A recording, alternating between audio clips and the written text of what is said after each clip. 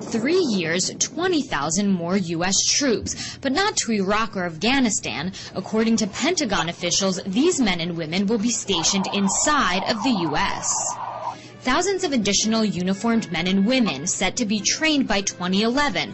They'll serve as a response to a possible mass terror attack or civil unrest following an economic collapse. So how concerned are Americans about this? 20,000 more troops here in the U.S.? I have not heard any of that, actually. No, I have not. First time I've heard of it. Ben Friedman of the Cato Institute, a libertarian think tank, explained what this bombshell will mean for the U.S. Is this just the beginning of this expansion of presidential authority, of military authority here in the U.S.? I hope not. We've seen the expansion of the use of the military within the United States for some time. A lot of the concern with this story about these troops being used for domestic purposes was that they would engage in law enforcement, arresting people, detaining them.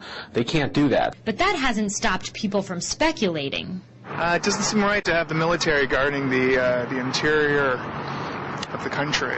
Seems like a dangerous power grab. I think that would be extremely unreasonable. Policing your own people sounds like we're in Afghanistan or something.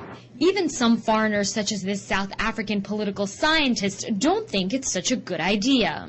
These are your citizens. They deserve your protection, but not to the extent that it becomes a militarized police state. I think we've had 8 years of that, and I think that's more than enough. But the real concern might be that Americans are depending too much on U.S. troops. What we should worry about is that the United States citizenry will become overly dependent on the military to deal with what are essentially government tasks. You know, what scares me is what happens 25, 30 years, 40, 50 years from now.